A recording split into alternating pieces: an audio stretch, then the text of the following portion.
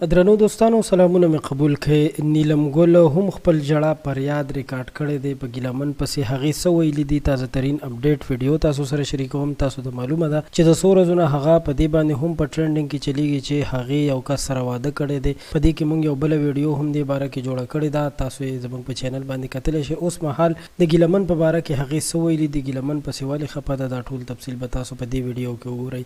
قدرمنو د هغې څه تصویرونه په سوشل میډیا باندې شیر کیږي چې دغه تصویرونه دغه ویډیوګانې هغه پکې ډېر فریاد کوي، جاړي او هغه پکې ډېره زیاته خفه ده.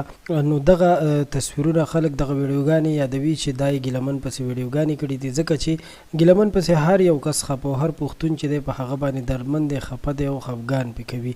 نو چې دغه تصویرونه ویډیوګانې موږ وکتلې، یقینا چې د خفګان وي، خو موږ چې مکمل د دې معلوماتو کوم اورېدي. البته هغه پسې د پښتو کوم مشهور سندرغاړي چې دی لکه نازیه اقبال شوه یا نغمه شوله، زیبا ګل او داسې نورې کوم ټیک ټاکرانې چې د هغوی هم په خپل خفګانونه څرګند کړي دي، هغه پسې خفه وي. د هغه دپاره د مغفرت دعاګانې او ورسره د هغه دپاره امداد هم کړی دی، یعنې چاندې هم ورته راټولې کړي دي. یا نغمه شوله، زیبا ګل او داسې نورې کوم ټیک ټاکرانې چې د هغوی هم په خپل خفګانونه څرګند کړي دي، هغه پسې خفه وي. د هغه دپاره د مغفرت دعاګانې او ورسره د هغه دپاره امداد هم کړی.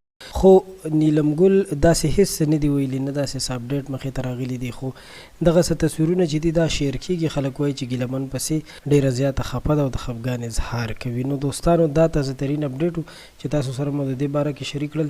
ویډیو لایک کړئ، آینده وخت کې به تاسو سره تازه ترین معلومات هم شریکوو. دې لپاره زموږ چینل ضرور سبسکرایب کړئ چې زموږ د دې چینل اپډیټ چې دی دا تاسو ته وخت په وخت میلاویږي او تاسو د هر څه نه خبرېږئ. ډېره مننه مو کوم.